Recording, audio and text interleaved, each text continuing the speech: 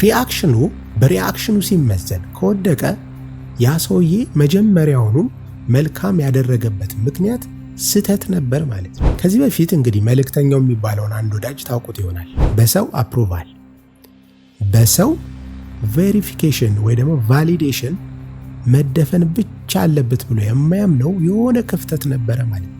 የበቁ አባቶች ትልቅ እርምጃ የሄዱበት አንዱ ጉዳይ እሱን መስበራቸው ነው። እነሱን ርዕስ አድርገው ቡና ላይ ሲያወሩ አዳምጫለሁ።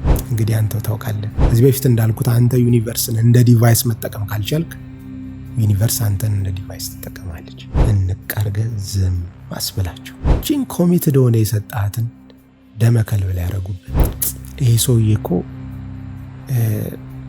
ባይቸግረው በተአምር እዚህ ጋር ቆሞ አይለምንም ነበር።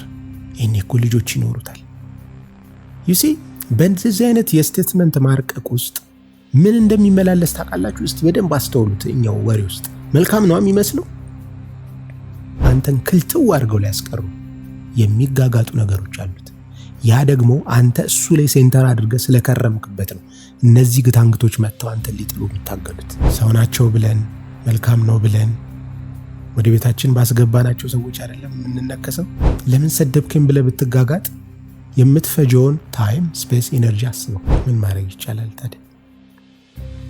ወዳጆች ጥሩ ማድረግ መልካም መሆን ማለት አይደለም። ያን ሰው ማኒፕሌት ለማድረግ ነው፣ የሰጠ መስለ ለመታየት ነው። መልካምነት ለኔ በደንብ የሚወክለው ቃል ከመምሰል ወጥቶ ወደ መሆን ስለሆነ አምላክነት የሚለውን ሰጠዋለሁ።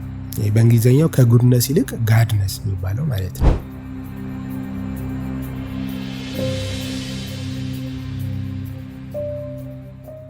ሰላም ወዳጆች እንደምን አላችሁ?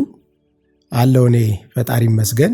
እንግዲህ ዛሬም በአዲስ ርዕስና በአዲስ ቪዲዮ ወደ እናንተ ለመድረስ ከዚህ ተገኝቻለሁ። እንግዲህ ወትሮ ትንሽ ቆየት ብያለሁ። አይ ቲንክ 1-4 ሳምንት ይመስለኛል። ያው በተቻለኝ አቅም ለእናንተ ለመድረስ እየሞከርኩኝ ነው። እንግዲህ አልቅረጽ እንጂ አንዳንድ ወዳጆችን ያው በውስጥ መስመር እስካሁን ድረስ እያወሯቸው ያሉ አሉ።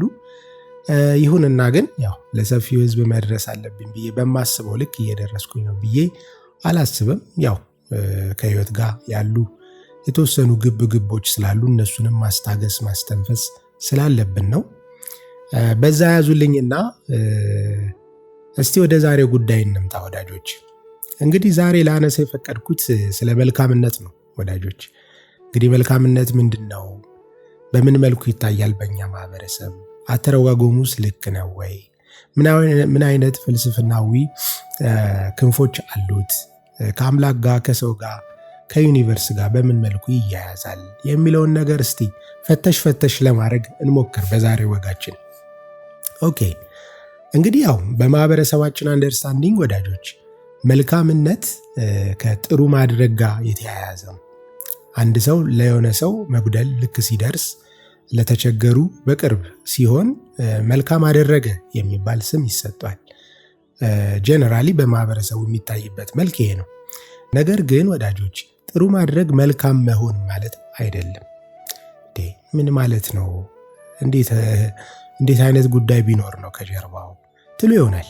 ኦኬ በመነሻ ወይ እንደ መነሻ በደንብ እንድትይዙልኝ የምፈልገው ከዚህ ቀደም በጠቀስኳቸው ቪዲዮዎች ላይ በደንብ በአንክሮ ደግሞ በአንዱ ቪዲዮ ላይ የሰራሁት አለ ምክንያትና ድርጊት የሚለው ቪዲዮ ላይ ምክንያት እንጂ ድርጊት ጾታ የለውም። ልክም ስተትም ለማለት ድርጊት አካባቢ ፓውዛችሁን፣ እይታችሁን ወይ ደግሞ መነጽራችሁን አታዘውትሩ። ምክንያቱ ውስጥ ልኩም ስተቱም ስላለ እዛ ውስጥ ብትፈትሹ ብዙ ችግሮቻችሁን ትፈታላችሁ የሚል ግንዛቤ ያለው ሐሳብ ወደ እናንተ አድርሼ ነበር። እንግዲህ ወዳጆች እሱን ምናልባት ያላያችሁ ካለ ዞር ብላችሁ ማየት ይገባችኋል። ምክንያቱም የዛሬው ኮንሰፕት በደንብ እንዲገባችሁ ያ እንደ ግብዓት ስለሚሆናችሁ ማለት ነው።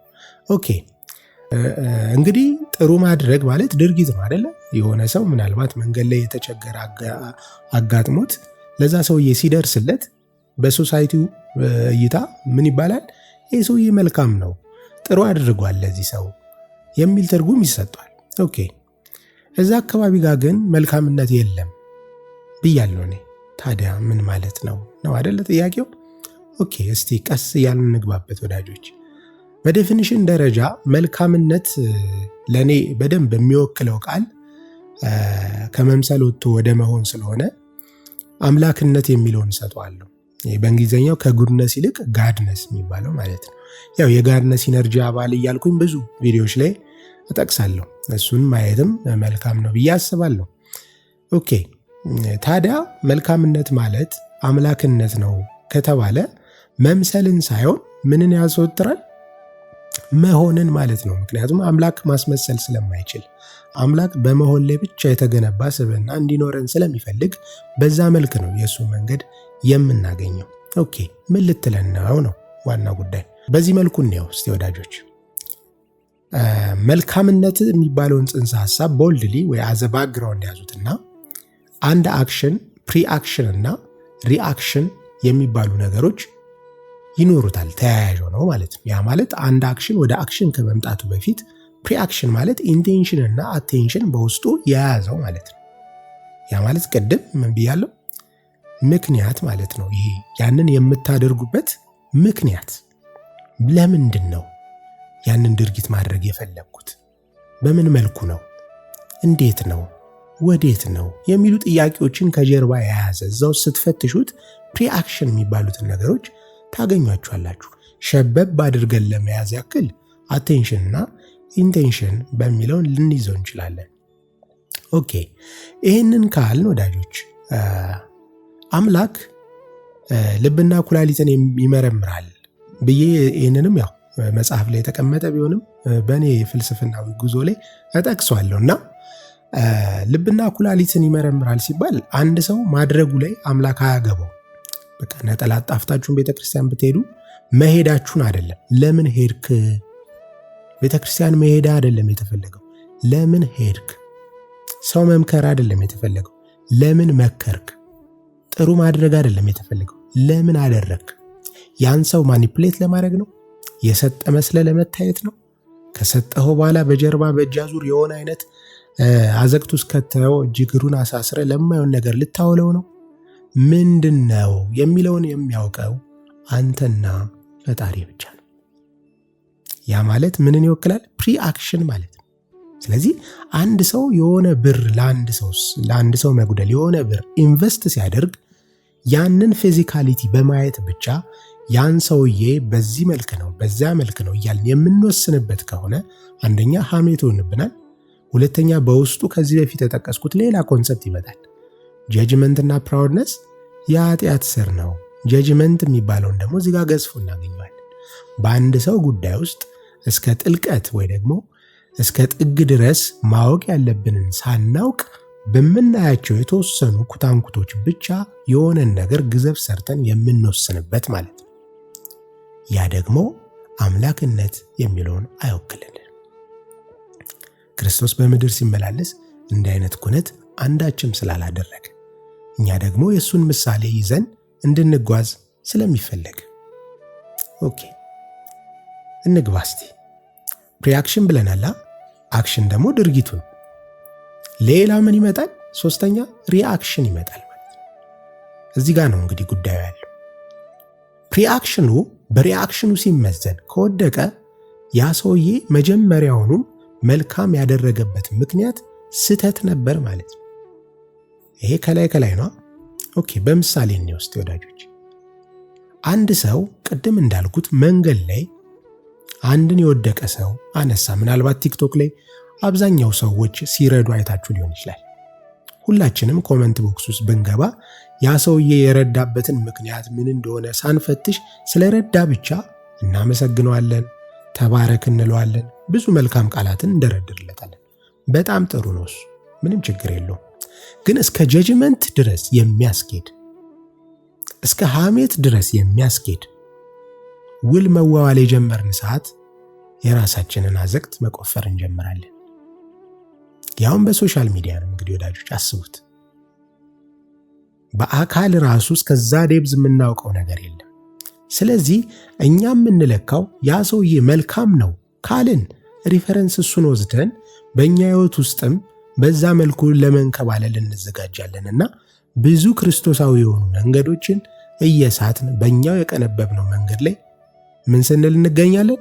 ስንራመድ እንገኛለን ማለት ነው። በዚህ መልኩ የምናይ ከሆነ አተያያችንን ወዳጆች።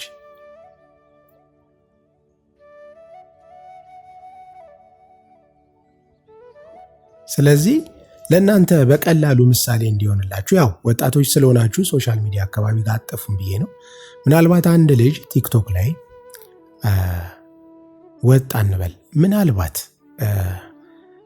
በጣም ፕራክቲካል እንድናደርገው ስለ አንድ ሰው እናንሳ። ያው ሶሻል ሚዲያ ላይ ስለወጣ ይሄ ሐሜት አይሆንም። ምክንያቱም ራሱን ፐብሊሳይዝ ስላደረገ በዛ ልክ ስለሆነ እኛም የምንሰፍረው ጉዳዩን ማለት እንደ ማህበረሰብ ሐሜት አይደለም። እናንተ የምታውቁትን ፋክት ወደ ቴብል ላምጣውና እንማማርበት። ከዚህ በፊት እንግዲህ መልእክተኛው የሚባለውን አንድ ወዳጅ ታውቁት ይሆናል። እንግዲህ እሱ በጣም ለብዙ ዓመታት ሲሰራ ቆየና በአንድ ጠና ያለ ወዳጅ የተነሳ ግርግር ተፈጠረበት። ከዛ ያ ግርግር ሲፈጠርበት ያው አልረዳኸውም የረዳኸው መስለህ እንዲያደርጋል የሚሉ ማለት ነው ሶሻል ሚዲያ ላይ በደንብ አወረዱት። ያኔ እሱ አዘነ። ማዘኑንም በሆነ ቪዲዮ ገለጸ። አሁን እዚህ ጋር ነው ጉዳዩ።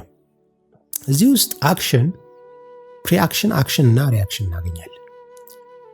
ወደ መልካምነት ጋር እንመጣለን። ፕሪአክሽኑ ምንድን ነው? የመልእክተኛው አንድ የወደቀን ሰው በአቅሙ ልክ ወይ ደግሞ ሌሎች ወዳጆች ስጥልን ባሉት ልክ በተወሰነ መልኩም መድረስ መቻል፣ የተወሰነ እንባዎችን ማበስ መቻል ነው አይደል? ጥሩ፣ እሱ ፕሪአክሽኑ ነው። ከዛ ያንን ወደ ገቢር ያመጣል። ገቢሩ ደግሞ መስጠት፣ ማበስ ማለት ነው። እስከዚህ ድረስ መልካምነት የለም። የመልካምነት ርዝራዦች ወይ ደግሞ ሰበዞች ግን እናገኛለን። ግን መዳረሻውን ገና አላገኘ ነው። መዳረሻው ያለው ወዳጆች ሪአክሽኑ ላይ ነው። ሪአክሽኑ ማለት ያ መልእክተኛው ለአንድ ወዳጅ ረድቶት ያ የተረዳው ሰው የሚሰጠው ሪስፖንስ መልእክተኛውን ክሪቲሳይዝ ማድረግ ከሆነ ባሰብኩት ልክ አልሰጠኝም፣ ይህን ያህል እሰጥሃለሁ ብሎኝ ነበረ፣ ይህን ያህል አግዛለሁ ብሎኝ ነበረ፣ ነገር ግን ባለው ልክ አላገዘኝም ብሎ ያ ሰውዬ ሚዲያ ላይ ቢወጣ ያንን ቤዛ አድርጎ መልእክተኛው የሚያደርገው ሪአክሽን ውስጥ ነው መልካምነት የሚባለው የምናገኘው። ስለዚህ ፕሪአክሽኑ በሪአክሽኑ ሲመዘን አንድ አይነት ቀለም ሊኖረው ይገባል ነው። ስለዚህ ኢንቴንሽኑ መርዳትና ለአንድ ሰው ችግር መድረስ ብቻ ከሆነ የዛ ሰውዬ እኩይ ሪስፖንስ እሱን ከፍም ዝቅም ሊያደርገው አይገባም። በእሱነቱ ላይ ራሱ ሰልፍ በሚባለው እሱነቱ ላይ ራሱን ሲመዝን ቴምፐርድ መሆን ችግር የለውም፣ መናደድም ችግር የለውም። ይሄ ተፈጥሯዊ ነው። ያንን ማኔጅ ሳያደርገው ግን ከእሱ ጋር ተከታታይ የሆኑ ኮንሲኩዌንሻል የሆኑ ነገሮችን እያበጠረ የሚዘረጋ ከሆነ ምኑ ጋር እንመጣለን? በሪአክሽኑ ፕሪአክሽኑን እንመዝናለን ማለት ነው። ስለዚህ ያ ሰውዬ የሚረዳው ከሰው ምን መልካም ነህ፣ አመሰግናለሁ፣ ተባረክልኝ የሚለውን ጉዳይ ፈልጎ ነበር ማለት ነው። ያንን ፈልጎ ከሆነ ደግሞ የሆነ ጉድለት ነበረበት ማለት ነው። በሰው ኮንፊርሜሽን፣ በሰው አፕሩቫል፣ በሰው ቬሪፊኬሽን ወይ ደግሞ ቫሊዴሽን መደፈን ብቻ አለበት ብሎ የማያምነው የሆነ ክፍተት ነበረ ማለት ነው። ያ ሰው ያንን ሲያስቀርበት የራሱ ሰልፍ ስቲም እና ሰልፍ ኮንፊደንስ ውርድ ካለ ሰውየው መጀመሪያም ኢንቴንሽኑ ሰውን መርዳት አልነበረም ማለት ነው። ያ መረማመጃ ነው። ያችን ኢጎሴንትሪክ የሆነቿን ክፍተት ለመምላት ወይ ደግሞ ቢሆን አይነት አኗኗር የተወሰነ ጉድለት ያሳየቿን ያችን ቀዳዳ ለመድፈን ብቻ ታስባ ነው። ስለዚህ ለሌላ ለመድረስ ሳይሆን ለራስ ብቻ ለመድረስ የሚል ትርጉም እንሰጧል። እዚህ ውስጥ ደግሞ መልካምነት የለም ወዳጆች።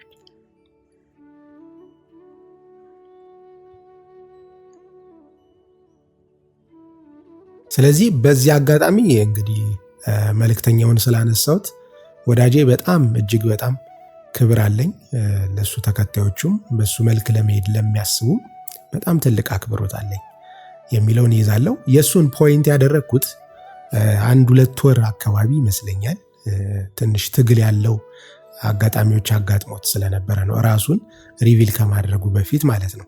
ግን በቃ ማናቸውም ጠቅልላችሁ እንድትይዙልኝ የሚፈልገው ማንም ሰው መልካም የሚባለው ፕሪአክሽኑ አክሽኑና ሪአክሽኑ አንድ አይነት ቀለም ሲኖረው ያደረገበት ምክንያት ምንድነው የሚለው ሲመዘን ልክ ድርጊቱ ፕሪአክሽኑን የሚመዝን ልክ ድርጊቱ ሪአክሽኑን የሚመዝን ልክ ለሰው ቸገረው ብላችሁ ከሰጣችሁ በኋላ ያ ሰውዬ እናንተ ባሰባችሁት ልክ ያው ናቹራሊ ሰው ኤክስፔክት ያደርጋል አይደል?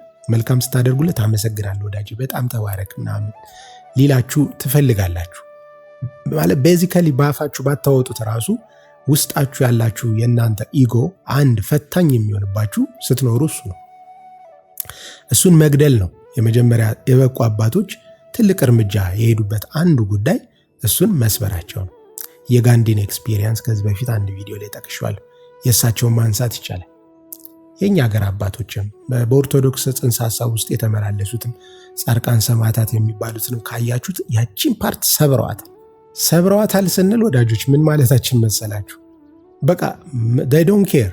አሁን ለምሳሌ ያ ሰው የተቸገሩ አይደል የሚሰጡት በቃ እነሱ ባላቸው ልክ ማለት ነው። ጽድቅና መንግስቱን እሹ ሌላው ይጨመርላችኋል ማለት ያለህን አፕሪሺየት ስታደርግ ስለሆነ ያለህን ታያለህ። ካለህ ላይ አጉድለ ለዛ ሰውዬ መጉደል ሙላት ብትሆን የህልውና ኬዝ ማይፈጥርብህ ከሆነ ስጠው፣ በቃ ስጠው። ለምን ካላችሁ እኩሌታ ስጡ ማለት ህልውናን እስኪተናነቅ ማለት ስላልሆነ አንተ ካልቆምክ ሌላው መቆም እንዲችል ማድረግ ስለማትችል መቆም ላይ መጀመሪያ ጽኑ ነገር ይኖር። ከዛ በኋላ ካለህ ላይ ልክ ለጉድለቱ ስትሞላ ኢንቴንሽን መጉደሉን መሙላት ላይ ብቻ ነው መሆን መቻል ያለበት። የሱ ሪአክሽን አያስፈልግም። ወይ ደግሞ የሱ ሪአክሽን ላይ የተንተራሰ ያንተ ሪአክሽን ቀለሙ ከፕሪአክሽን ጋር ካልተመሳሰለ ዋጋ የለው። ሰውየው ይናቅህም። አሁን እንደውም በቀልድ ይባላል አይደል? መንገድ ላይ ለነዳያን ስትሰጡ አንዳንድ ቀልዶች ያለው 50 ሳንቲም ሲሰጣቸው ወይ ደግሞ 1 ብር ሲሰጣቸው የሚገላምጡ አሉ ይባላል። እነሱን ርዕስ አድርገው ቡና ላይ ሲያወሩ አዳምጫለሁ። እንግዲህ መስጠታቸው ከዛ ከሰጡ በኋላ የተሰጣቸውን ሪስፖንስ ቤዝ አድርገው ያሳዩት ሪአክሽን ካሁን በኋላማ ለእንደዚህ አይነት አልሰጥም ካልክ ወዳጄ እንግዲህ አንተው ታውቃለህ። በአሁኑ ዴፊኒሽን መሰረት እንኳን ወዳጄ እንኳን አንተ ጥሩ ስታደርግለት እኩይ ስለሰነዘረብህ ወይ ደግሞ አንተን ክሪቲሳይዝ ወይ ደግሞ ኢንሰልት የሚያደርግ ነገር ስለተናገረ የምታዝንና ሁለተኛን ሰው ያልረዳውም የምትለው ቀርቶ መልካም ሪስፖንስ ቢሰጥ እንኳን አትቀበል ነው የሚለው። መልካም ሪስፖንስ አስቡት። አመሰግናለሁ ቢል ራሱ ፕሪቪሌጅ ዳቱን ፎር ግራንት ዳቱ ሰደው ግዴታ ስለሆነ ነው የረዳው። ከጉድለት ላይ ለሱ ሙላት ግዴታ ነው። አለበለዚያ ሰዋዊነት ላይ ጉድለት ያመጣል። በእጅ አዙር ኑሮ ይበጠበጣል። አንድ የጎደለውን ሰው እያየ ያንተን ህልውና ብትሰጠው ያንተን ህልውና ማያናጋ ጉዳይ ውስጥ ኖረ ዝም ብለህ ካለፍከው በእጅ አዙር ይመጣልሃል። ካርማ ይመጣልሃል። የዩኒቨርስ ሲስተም ይመጣልሃል። ዩኒቨርስ ራሷን ለማጽናት ስትል እዛ ጋር ለጎደለው በአንተ በኩል ሙላት ታከናውናለች። ከዚህ በፊት እንዳልኩት አንተ ዩኒቨርስን እንደ ዲቫይስ መጠቀም ካልቻልክ ዩኒቨርስ አንተን እንደ ዲቫይስ ትጠቀማለች። ስለዚህ እዚህ ጋር እንድታስቡ የምፈልገው ለዛ ነው። በምድር ምስጋናን ያገኘ በሰማይ የለውም። ይሄ እኮ ነው ትርጓሜው። እንኳን እኩይ ሪስፖንድ ሲያደርግልህ ያንን ቤዝ አድርገ ሌሎች ኮንሲኮንሻል የሆኑ ጉዳዮችን ልትመሰርት ቀርቶ መልካም እንኳን ቢሰጥ ፕራውድነስ እና ጀጅመንት ውስጥ ለመንጫጫት ቅርብ ስለሆኑ እንቀርገ ዝም አስብላቸው።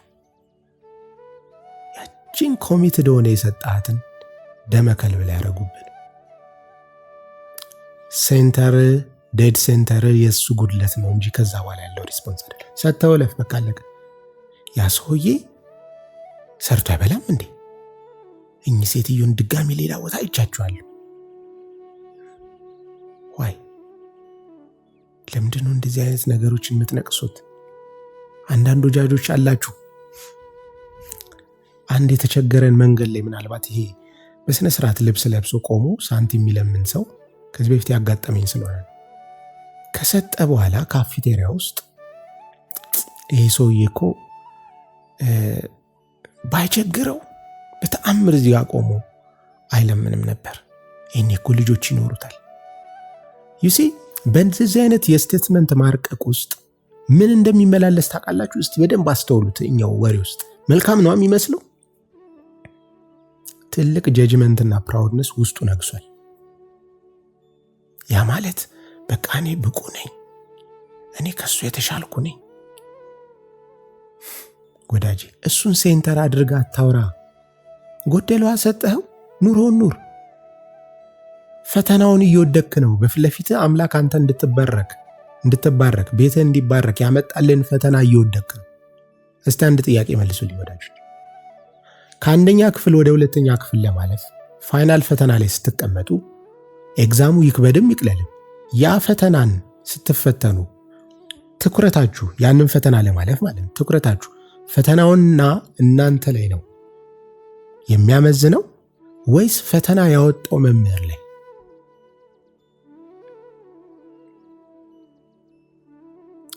እንድታልፉ ከፈለጋችሁ ፎከሳችሁ እንኳን መምህሩ ላይ አይደለም የቅርብ ወዳጃችሁ ላይ ራሱ ፎከስ የላችሁ፣ ቤተሰባችሁ ላይ ራሱ ፎከስ አታርጉ። ሰልፍ እና ፈተናው ላይ። አለበለዚያ ሁለተኛ ክፍል መግባት የለም፣ ሶስተኛ ክፍል መግባት የለም።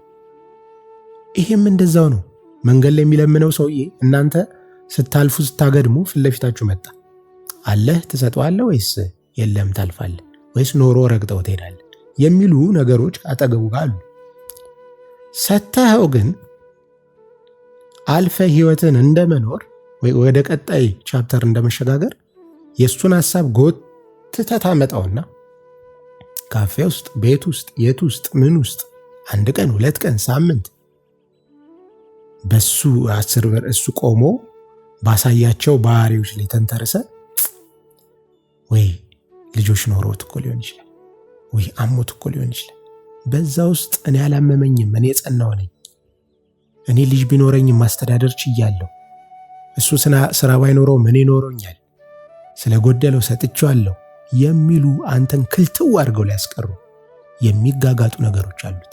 ያ ደግሞ አንተ እሱ ላይ ሴንተር አድርገህ ስለከረምክበት ነው። እነዚህ ግታንግቶች መጥተው አንተን ሊጥሉ የሚታገሉት። አልፈው ብትሄድስ? መንገድ ላይ ነው አይደል ያጋጠመ? ስጠው፣ አልፈው ሂድ።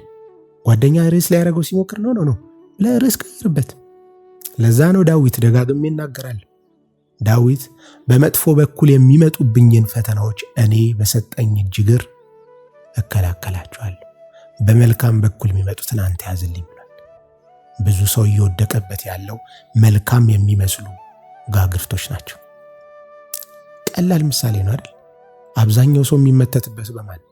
በቅርቡ ነው ወይስ በሩቁ? አብዛኛው ሰው የሚካደው በቅርቡ ነው በሩቁ? አብዛኛው ሰው የሚገደለው በቅርቡ ነው በሩቁ? ሰው ናቸው ብለን መልካም ነው ብለን ወደ ቤታችን ባስገባናቸው ሰዎች አይደለም የምንነከሰው? ራሳችሁን እስቲ ዞር ዞር ብላችሁ መካድ የሚባለው ቃል ራሱ ከሚመጣው ካመናችሁት ሰው ነው። ካላመናችሁት መንገድ ላይ ሲያለፍ ሲያገድም በእይታ ሊሆን ይችላል ወይ በፈገግታ የተላለፋችሁት ሰው ምን ካደኝ ብላችሁ የምትዘረጉት ሐሳብ አለ? የለም እኮ። ስለዚህ መልካም ናቸው ብላችሁ ያሰባችኋቸውን ሰዎች በሁለት አይነት መንገድ ትፈተኑባችኋላችሁ። አንድ፣ የነሱ የማናቀው ሌላ ባክግራውንድ ያላቸው እኩይ ነገሮች ሊኖሩ ይችላሉ። ሁለት፣ መልካም የሚባለው ራሱ ፈተና ነው። ከዚህ በፊት ብያለሁ፣ ምድር የፈተና ቦታ ናት። በመልካም በኩልም በመጥፎ በኩል የሚመጣው ነገር ጠቅላላ ፈተና ነው ብያለሁ። መልካምነት እጅ ላይ ከገባ እንዴት ማኔጅ ታደርገዋለህ? መፈተኛህ ነው። ውድቀት ቤት ከገባ ከዛ ውድቀት ተላቀ ወደ መልካምነት ሌቭል የምትሸጋግርበት ሂደት ሌላ ፈተና። ሁሉም ፈተና ነው ወዳጆች። ስለዚህ የሆነች ነገር ስለሰጣችሁ መልካም ናችሁ ማለት አይደለም። ለኔ ቢጤ መንገድ ላይ ሰጠህና መልካም አይደለም፣ ዜሮ የለበትም። ዛካ ሪአክሽን፣ አክሽን እና ሪአክሽኑ አንድ አይነት ቀለም ይኖረው። ሰውየው ቸግሮታል፣ ልስጠው፣ ኢንቴንሽን፣ ሰጠኸው፣ አክሽን፣ ሰደበህ፣ ፈገግ ብለህ እግዚአብሔር ይባርክ የተሻለውን ያርግልህ ብለህ ስትሄድ ቀለሙ አንድ ሆነ። ዩሲ እንዴት አድርገህ ዳይሜንሽንን ወይ ደግሞ መገለጥን ከፍ እንደምታደርገው በዛው ልክ ሸክምን እንዴት እንደምታቀል። ለምን ሰደብከኝ ብለህ ብትጋጋጥ የምትፈጀውን ታይም፣ ስፔስ፣ ኢነርጂ አስበው። መጽደቅ ማለት እኮ ሌላ ኮምፕሌክሲቲ የለውም ወዳጅ፣ ምንም የለውም። ለዛ ነው ስፒሪቹዋሊቲ ምንድነው? መንፈሳዊነት ድካምን መቀነስ ነው ብዬ ደጋግሜ ያወራል። ከመድከም ጋር ተያይዙት፣ ቅርባችሁ ነው።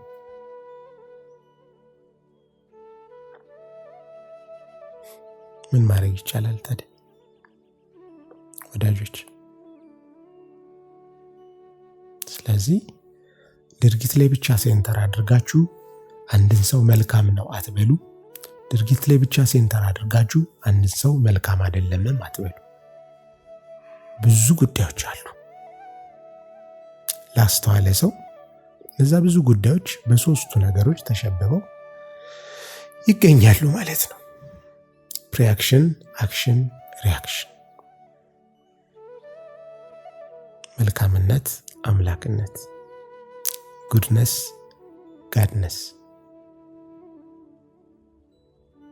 እንግዲህ ለዛሬ አዘጋጅቼ ያቀረብኩላችሁ ጉዳይ ይሄን ይመስላል። እንግዲህ ፈጣሪ በፈቀደው ልክ መልካም ለመሆን እንጣር። እኔም እጥራለሁ፣ እናንተም ድከሙ። በዚህ መልኩ እናየው፣ በዚህ መልኩ እናያዘውና እስቲ እስከ ቀጣይ ቸር ቆዩኝ ወዳጆች።